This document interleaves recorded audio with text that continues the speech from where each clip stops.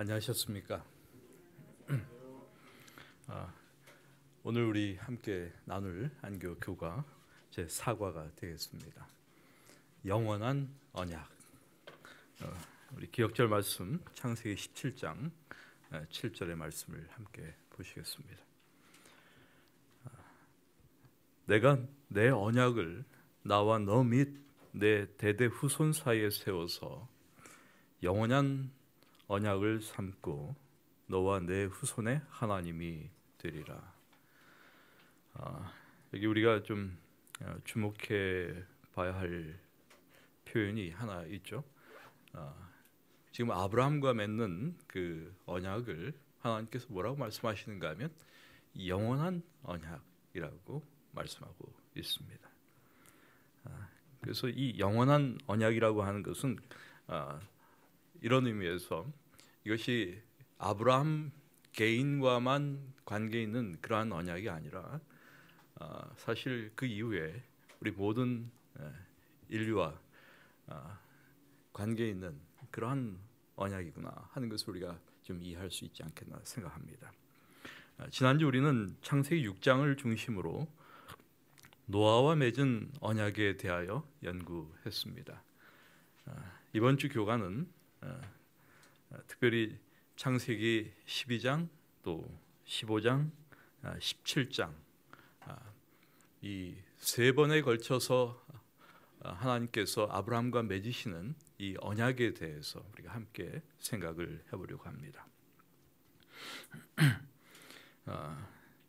사실 창세기 12장, 15장, 17장에 걸쳐서 하나님께서 아브라함과 언약을 맺으시는데 이 기간이 한 24년 정도 됩니다.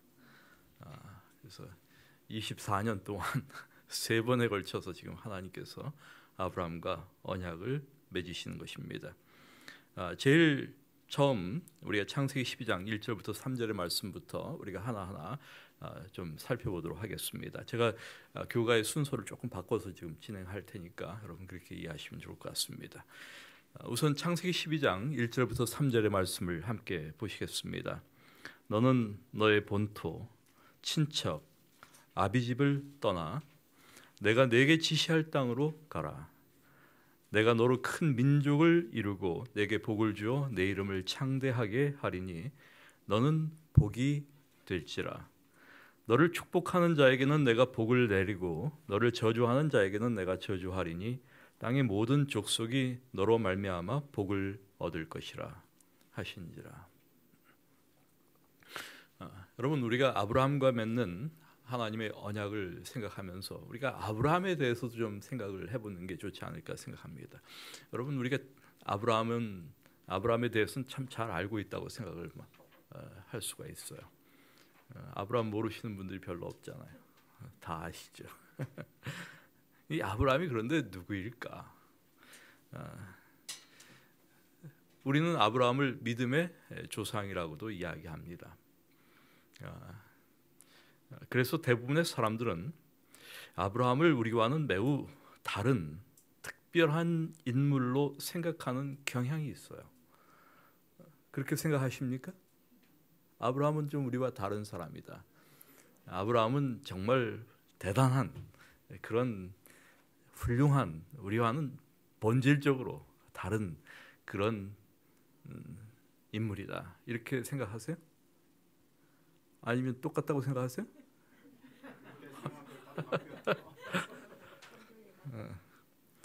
사실 아브라함은 우리와 다를 바 없는 보편적 인간이다라고 할 수가 있습니다. 그의 종교적인 모든 행적 이런 것들은 사실 어떤 사람도 다 할 수 있는 그런 것들이에요. 그만큼 단순합니다. 불교의 고승처럼 높은 수행을 하는 것도 아닙니다. 또 수도사적 삶을 살아가는 것도 아닙니다.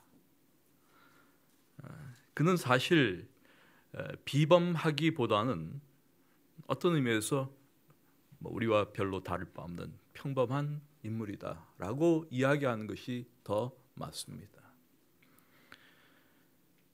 무엇인가 특별한 능력이 있는 영적 인물이 아니라는 뜻입니다. 그러나 아브라함은 성경에 하나님과 대화하는 첫 번째 사람으로 등장합니다. 또 하나님의 벗으로 나타납니다. 그래서 아브라함의 삶의 여정은 그리스도인 삶이 무엇인지를 가장 탁월하게 보여주는 그런 삶이다라고 할 수가 있어요. 여러분, 그리스도인 삶이 무엇입니까?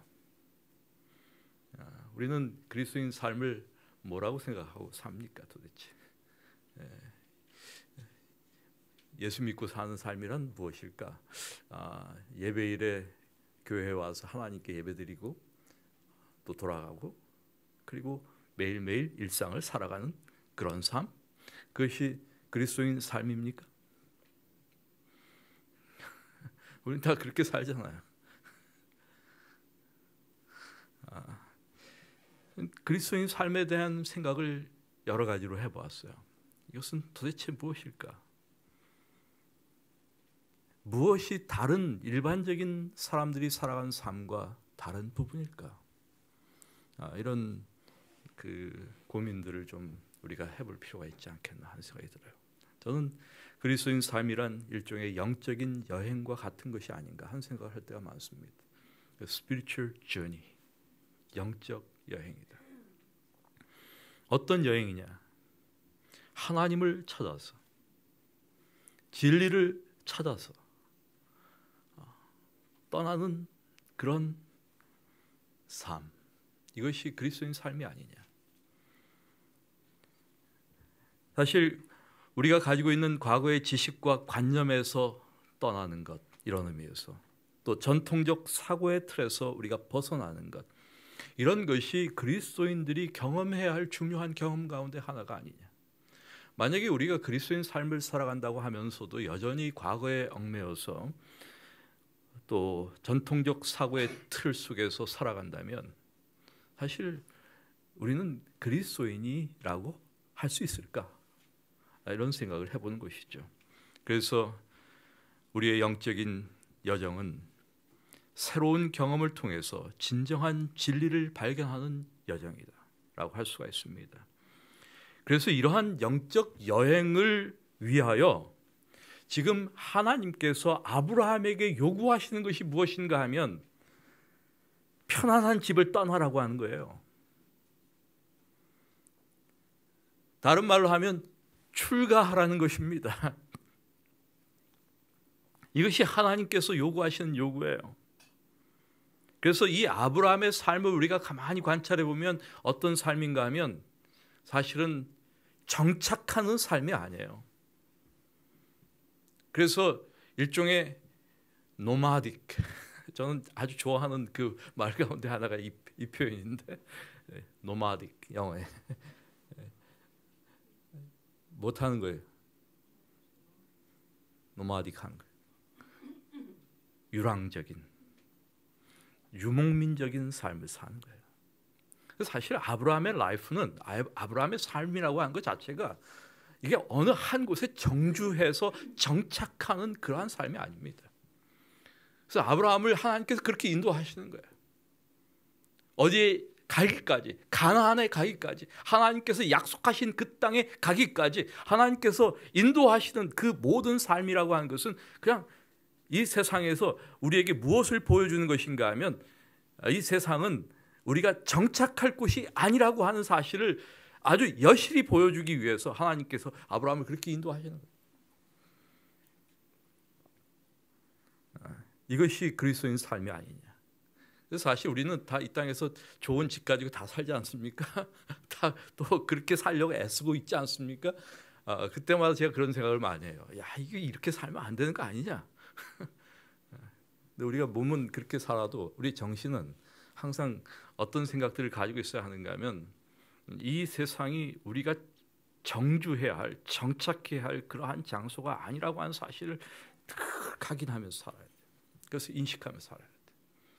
그래서 우리 그리스도인들의 삶이라고 하는 것이 그래서 늘 유목민적이에요. 그래서 나그네라고 하는 표현이 그래서 등장한 거예요, 성경에. 우리는 나그네 같은 삶을 사는 거예요. 아브라함의 삶이 바로 그러한 삶이다. 그런 삶을 살게 하신 하나님께서 아브라함을 찾아오셔서 아브라함에게 이런 언약을 하시는 거예요, 지금. 그래서 지금 우리는 12장에서 아브라함에게 다가오시는 하나님을 보게 됩니다. 하나님의 은혜로운 선택이죠, 일종의. 그래서 이 하나님과 아브라함이 맺는 언약을 가만 보면 하나의 패턴이 있어요. 그 패턴이 무엇인가 하면 먼저 하나님께서 다가가시는 거예요. 여러분, 그래서 언약을 주도하시는 분은 항상 누구입니까? 하나님이에요.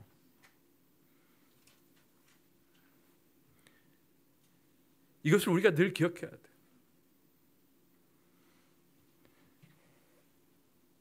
그리고 하나님께서 명령하시는 것을 보게 되죠.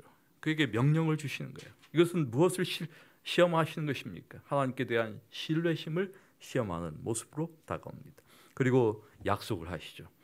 그 약속은 하나님의 또한 일방적 호혜에 의한 약속입니다. 그래서 지금 12장에서 아브라함에게 어떤 약속을 하고 있습니까? 땅에 대한 약속을 하고 있어요. 그 다음에 후손에 대한 약속을 하고 있어요. 큰 민족을 이루게 될 것이다. 또 복에 대한 약속을 하고 있어요. 복을 주리라 라고 말씀하고 있습니다. 여러분, 이러한 그 아브라함과 맺는 하나님의 언약의 그 중요성이 과연 무엇일까? 이 아브라함 언약의 중요성이 어디에 있을까? 왜 우리는 지금 하나님께서 나하고 맺은 언약도 아닌 아브라함과 맺은 언약을 이렇게 들여다보고 공부하고 있을까? 한번 생각해 보셔야 돼요. 왜 우리는 아브라함과 맺은 이 언약을 지금 오늘 우리가 이렇게 중요하게 생각하면서 들여다보고 있나? 연구하고 있나? 왜 그렇습니까? 이 언약이 왜 중요합니까? 우선 이 언약 속에는 땅에 대한 약속이 들어있어요. 이 땅은 가나안 땅에 대한 약속이기도 합니다. 다시 말해서 회복될 낙원에 대한 일종의 상징적인 의미를 담고 있다라고 말할 수가 있죠. 어떤 의미에서 예언적 표상으로서 지금 하나님께서 가나안 땅을 이야기하고 있다라고 말할 수가 있습니다. 이런 의미에서 오늘 이 언약이 상당히 우주적인 차원에서 생각해 본다면 이것이 우리하고도 직접적인 관계가 있구나 하는 생각을 갖게 되는 것이죠. 또한 후손에 대한 약속을 하시면서 이런 약속을 하고 있어요. 땅의 모든 족속이 너로 말미암아 복을 얻을 것이다. 무슨 족속이 복을 얻어요? 모든 족속이 복을 얻는구나. 궁극적으로 모든 인류에게 지금 하나님께서 이 언약을 맺고 계시는구나 라고 하는 것을 우리가 읽을 수 있는 것이죠. 이런 의미에서 아브라함의 언약은 누구의 언약이 아니에요. 아브라함 개인의 언약이 아닙니다. 누구와 관련된 언약이에요? 가만 보니까 나와 관련된 언약입니다.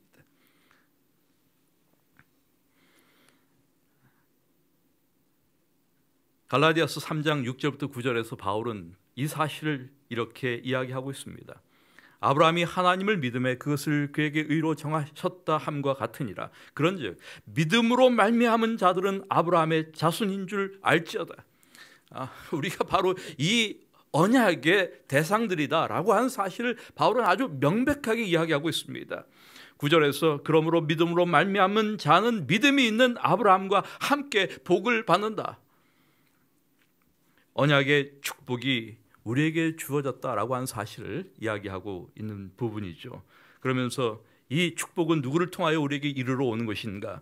메시아를 통하여 모든 족속이 복을 얻게 될 것이다 라고 하는 그 의미를 여기에 함축하고 있는 것입니다.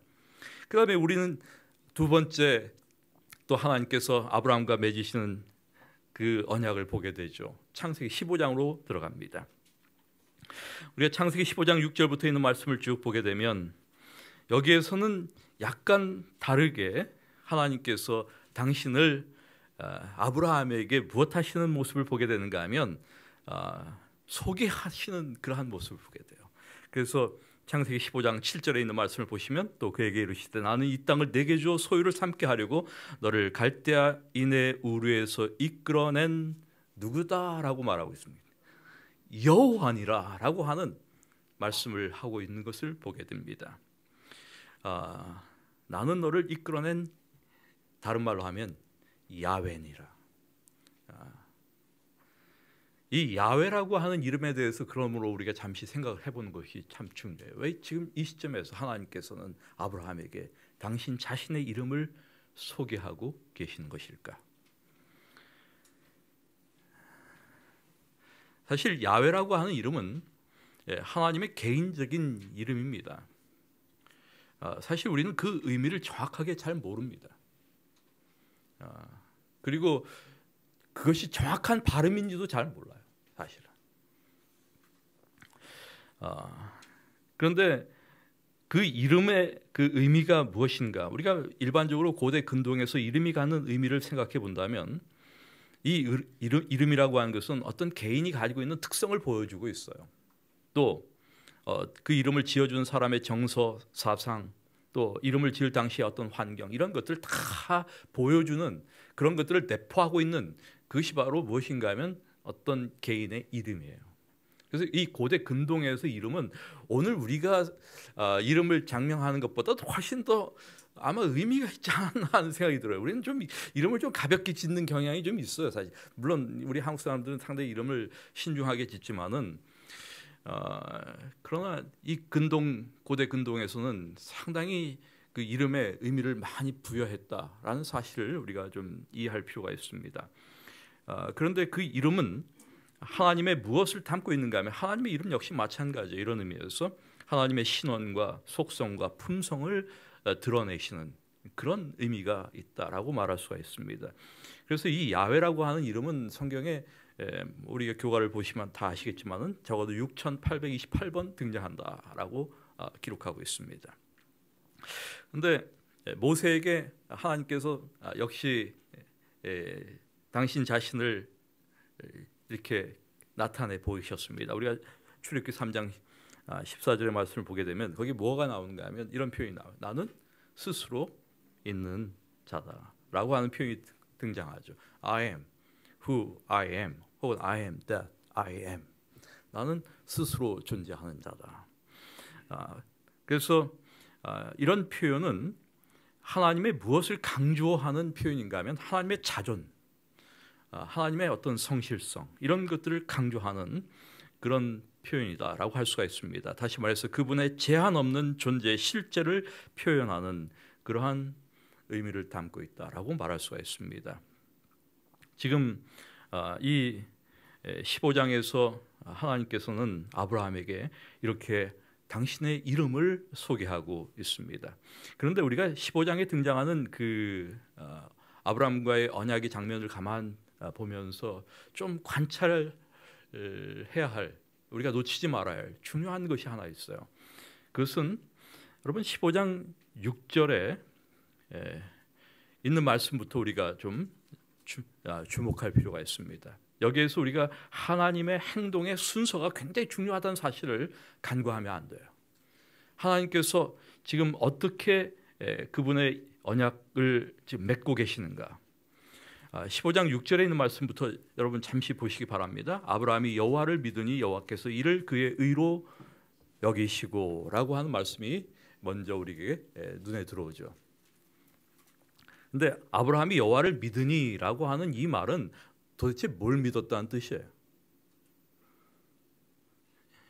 이 아브라함이 여호와를 믿으니 여호와께서 이를 그의 의로 여기셨다라고 말씀하고 있습니다. 이런 의미에서 이것은 구원의 믿음에 대한 가장 근본적인 어떤 보증을 우리에게 이야기하고 있는 부분이다라고 할 수가 있어요. 다시 말해서 구원 얻는 믿음이라고 하는 것이 어떤 것인가를 가장 확실하게 보여주는 그러한 부분이에요. 그래서 우리가 이 15장 6절의 말씀을 정확하게 바르게 이해하는 것이 굉장히 중요합니다. 그래야만 우리는 믿음에 대한 무엇을 갖지 않을 수 있어요. 잘못된 오해들을 피할 수 있는 것이죠. 뭘 믿은 거예요? 아브라함이 여호와를 믿으니. 이 말씀은 15장 6절만 보시면 안 됩니다. 그 앞절 다 보셔야 돼요. 그 앞에서 지금 뭐를 말씀하셨을까요? 내 후손이 어떻게 될 것이다.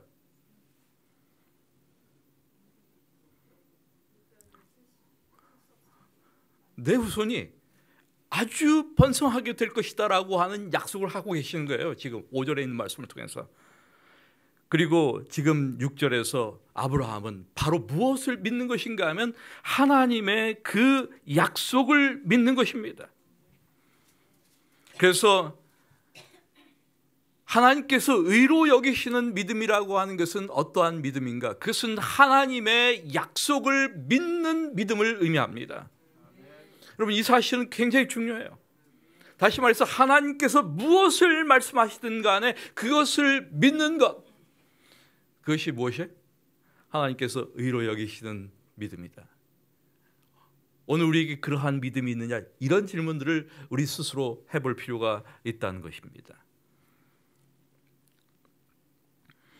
그래서 바울 역시 이 아브라함의 믿음에 대하여 이 믿음을 하나님을 믿는 모든 자들을 위한 모델로 삼고 있습니다. 로마서 4장 23절과 24절의 말씀을 보시면 그에게 의로 여겨졌다 기록된 것은 아브라함만 위한 것이 아니요 의로 여기심을 받을 우리도 위함이니 곧 예수 우리 주를 죽은 자 가운데서 살리신 이를 믿는 자니라 라고 이야기하고 있습니다. 그러므로 아브라함의 그 믿음은 우리가 역시 가지고 있어야 할 믿음이다 라는 사실을 분명하게 이야기하고 있는 것입니다. 이 15장의 그 언약 장면을 우리가 가만 보게 되면 여기 좀 아주 재밌는, 아주 중요한 그 의미 있는 장면이 등장하죠. 하나님께서 아브라함에게 나타나셔서 놓여있는 동물들의 조각들 사이로 지나가시는 장면이 나옵니다. 이것은 일종의 언약의 비준을 보여주는 것이죠. 이렇게 해서 언약이 세워지는 것입니다. 그래서 히브리어에 언약을 세워라고 할 때 그 세워, 18절에 나오는 세워라고 하는 그 단어가 무엇을 의미하는가 하면 카라트라고 하는 단어예요.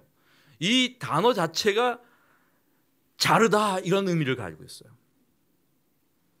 언약을 세운다라고 하는 말이 다른 말로 하면 자른다, 이게 자르다 그런 의미를 담고 있어요. 그래서 지금 하나님께서 동물들 조각 사이로 지나가시는 그 길을 통해서 언약을 무엇 하시는 것인가 하면 세우시는 것입니다.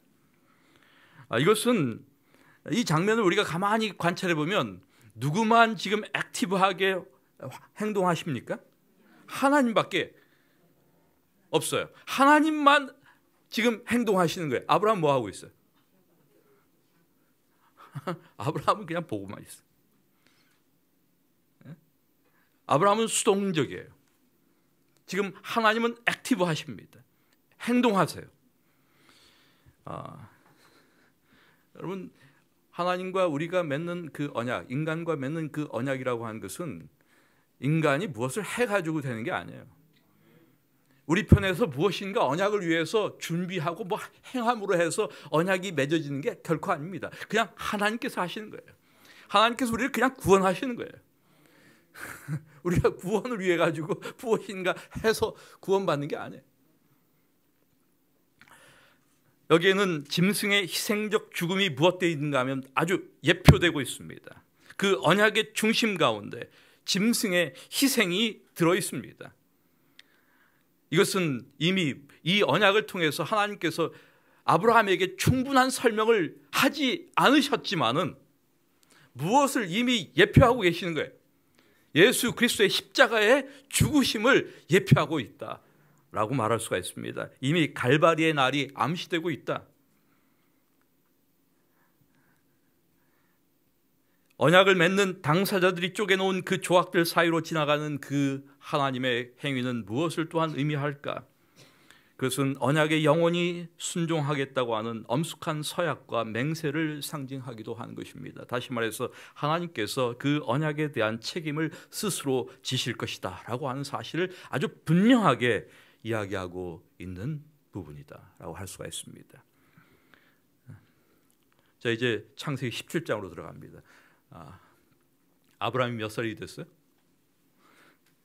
99세가 되었을 때, 아직 사라로부터 아들을 얻지 못하고 있을 때 여호와께서 아브라함에게 나타나셨습니다.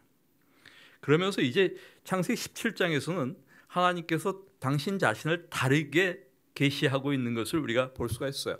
여기에 무엇이 등장하는가 하면 엘샤다이라고 하는 말이 등장하는 거예요. 다시 말해서 나는 전능한 하나님이라 라고 하는 표현이 등장하죠. 여러분,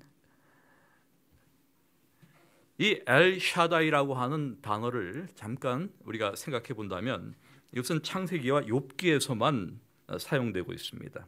그런데 이 히브리어의 엘이라고 하는 것은 하나님을 의미합니다. 샤다이라고 하는 것은 가장 그것을 정확하게 이야기한다면 전능한, 이렇게 번역할 수가 있다라고 학자들은 보통 이야기합니다.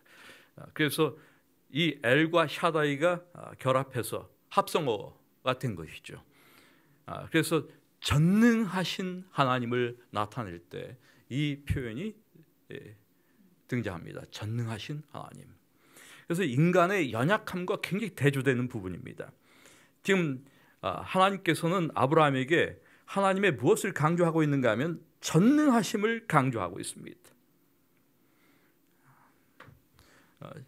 이렇게 전능하심을 강조하는 이유가 있을까요? 지금 이 시점에서 특별히 있죠. 왜 그럴까요? 지금 창세기 17장에서 지금 하나님께서 아브라함에게 무엇을 지금 이야기하고 계십니까? 후손에 대한 이야기를 하고 있어요. 그런데 지금 아브라함 몇 살? 99세. 사라는 이미 다 끊어졌어요.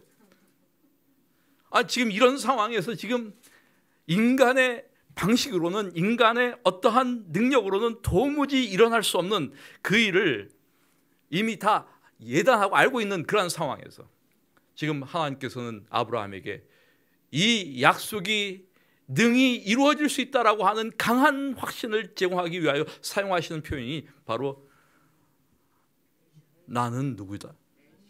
나는 엘샤다이야 라고 말씀하시는 거예요. 지금 아마 너도 그렇게 생각하고 있지? 하나님께서 그렇게 말씀하시는 것 같아. 뭐라고 생각하고 있어 지금? 안 되죠, 하나님. 지금 너무 늦었어요. 이렇게 생각하고 있을 그 아브라함을 향하여 지금 하나님께서 아니야, 나는 엘샤다이야, 이렇게 말씀하시는 것이죠. 그러면서 하나님께서 아브라함의 이름을 확 바꾸셨어요. 이 자식 없는 아브라함을 아브라함으로 만드셨습니다. 우리가 아는 대로 아브라함이라고 하는 그 단어의 의미가 무엇입니까? 아브라함은 칭송받는 아비, 이런 뜻이에요. 그런데 아브라함은 그 의미가 무엇입니까? 열국의 아비예요. 그래서 이 열국의 아비라고 하는 이 아브라함의 이름 속에는 유대인이나 이방인이 다 포함되어 있어요. 그래서 아브라함의 이 언약은 하나님의 재창조의 약속에 기초해서 우리가 이해하고 또한 정의해야 할 필요가 있다라고 생각합니다. 신약에서 참된 아브라함의 자손에 대하여 바울은 아브라함의 믿음을 가지고 약속된 메시아의 은혜를 신뢰하는 사람으로 이야기하고 있습니다. 갈라디아서 3장 29절, 너희가 그리스도의 것이면 곧 아브라함의 자손이요 약속대로 유업을 이을 자다라고 말씀하고 있습니다. 이런 의미에서 바로 이 약속은 인류를 구원하시기 위한 하나님의 확고한 언약이다라고 우리가 이해할 수가 있습니다. 이제 언약의 의무들을 잠깐 생각해 보겠습니다. 여러분, 항상 언약은 은혜에서부터 비롯됩니다. 하나님으로부터 비롯됩니다. 그런데 이러한 언약에는 그 언약을 맺는 카운터파트들의 그 상대들의 무엇이 필요한가 하면 적절한 반응이 필요해요. 그 언약 속에는 어떤 그 언약을 이룰 수 있는 어떤 의무들이 들어있어요. 그런 명령들이 들어있어요. 그러한 어떤 중요한 심볼들이 들어있어요. 언약의 표징 혹은 상징들이 들어있습니다. 그런 어떤 그 하나님께서 원하시는 그 언약을 이루시기 위하여 요구하시는 것들에 대한 적절한 그 대상자들의 반응이라고 하는 것이 없으면 그 언약이 무엇 될 수가 없는가 하면 실현될 수가 없어요. 이것은 너무나도 아주 자연스럽고 당연한 것이죠. 그래서 우리는 여기에서 무엇을 생각할 수밖에 없는가 하면 은혜와 율법의 상관관계를 생각하지 않을 수가 없습니다. 우리가 창세기 18장 19절에 있는 말씀을 보시면 내가 그로 그 자식과 권속에게 명하여 여호와의 도를 지켜 의와 공도를 행하게 하려고 그를 택하셨다라고 하나님께서 말씀하셨습니다. 그래서 항상 은혜로 시작해서 하나님께 순종함으로 모든 언약이 귀결되고 있다는 사실을 우리가 주목해야 합니다. 여기에 우리는 무엇을 다시 한번 확인하는가 하면 믿음과 행위가 결합되고 있음을 확인하게 되는 것입니다. 진정한 믿음이라고 하는 것이 무엇이냐? 그것은 순종의 행위로 표현되는 것이다 라고 우리가 이해할 수가 있는 것이죠. 구원의 약속이 우리에게 먼저 주어지고 그 다음에 그 구원에 대한 반응으로서 그 언약의 대상자들이 반응하는 것. 그래서 이 순종이라고 하는 것은 하나님께서 이미 이루신 것에 대한 믿음의 반응이다라고 우리가 이해할 수가 있습니다. 여러분 절대로 순종과 이 믿음을 분리해서 생각하지 않았으면 좋을 것 같아요. 이게 제일 큰 문제 중에 하나죠. 여러 번 강조하지만은 믿음과 행위를 분리하는 것은 굉장히 위험합니다. 이것을 분리하기 시작할 때 문제가 생기는 거예요. 그래서 항상 이것도 히브리적이에요. 상당히. 구약 성경도 마찬가지입니다. 여러분. 그래서 구약 성경 역시 믿음이라고 하는 것은 약속을 믿는 것과 계명을 순종하는 것 둘 다 포함하고 있다라고 하는 사실을 꼭 기억하셔야 돼요. 이 사실은 우리가 히브리 11장 8절과 야고보 2장 22절의 말씀을 통해서 아브라함에게 대한 이 신약의 기자들이 어떻게 그것들을 해석하고 있는가를 보시면 금방 그 대답이 나와요. 그래서 믿음이라고 하는 것은 약속을 믿는 것과 계명을 순종하는 것 둘 다를 무엇하고 있다, 포함하고 있다라고 하는 것을 꼭 기억해야 합니다. 그래서 요한일서 4장 19절에서 요한은 이렇게 이야기하죠. 우리가 사랑함은 그가 먼저 우리를 사랑하셨기 때문이다. 이것이 대단히 중요한 원칙이에요. 그러므로 우리가 아브라함의 자손이면 아브라함의 행한 일들을 우리도 하게 되겠죠.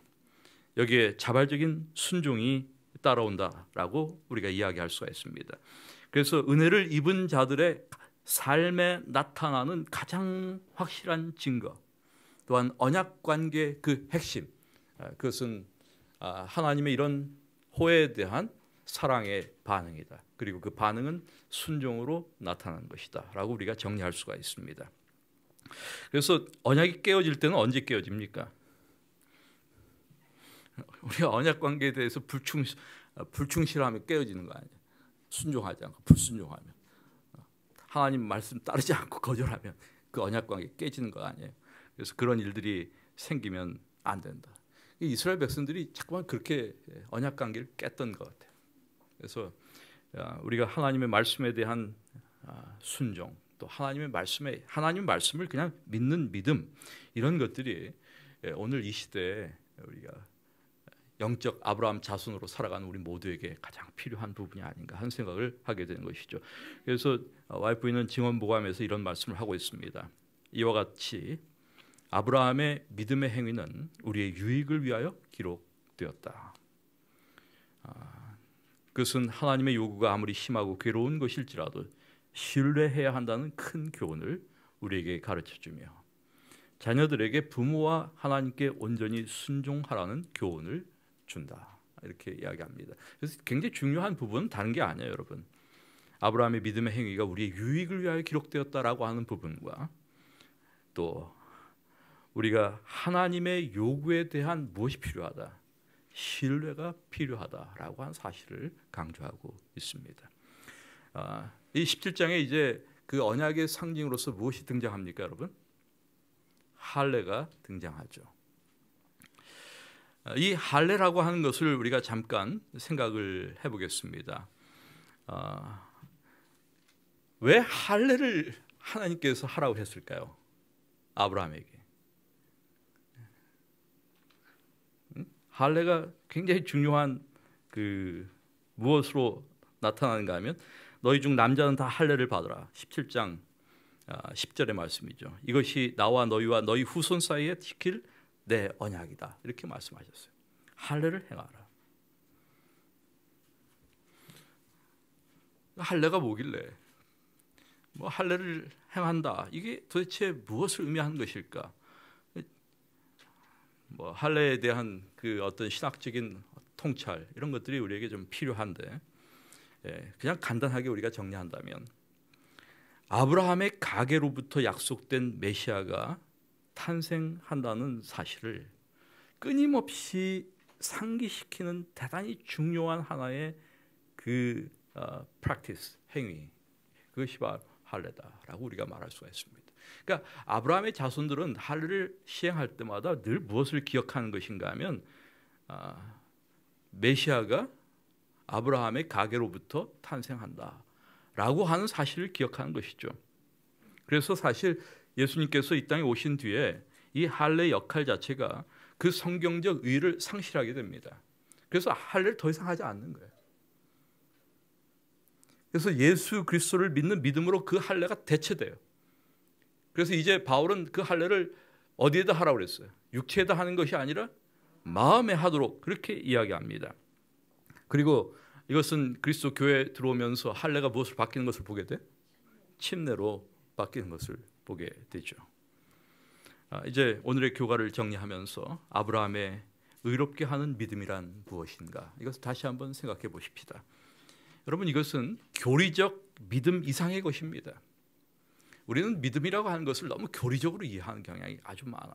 특별히 재림교인들, 안식교회 특정 교리들에 대한 이해, 이것을 믿음이라고 생각할 때가 아주 많아요. 그런데 이런 믿음 이상의 것입니다. 어떤 특정한 교리를 우리가 믿는 것, 그거 중요합니다. 중요하지 않은 게 아니에요. 굉장히 중요한 것들이에요. 그러나 지금 아브라함의 의롭게 하는 이 믿음이라고 하는 것은 그런 교리적 믿음 이상의 것이다라는 것을 꼭 기억하셔야 돼요. 이것은 위기의 때를 충성으로 견딜 수 있게 하는 믿음입니다. 그리고 이것은 하나님의 약속을 믿고 그분의 계명을 믿고 순종하는 믿음이다라고도 말할 수가 있습니다. 하나님의 모든 말씀을 믿는 믿음, 이것이 바로 하나님께서 아브라함에게 그것을 의로 여기셨다라고 말씀하실 때 의로 여기신 바로 그 믿음이다라고 말할 수가 있습니다. 우리 모두가 이런 아브라함의 믿음을 소유한 진정한 의미의 아브라함의 후손들이 되기를 다시 한번 원합니다.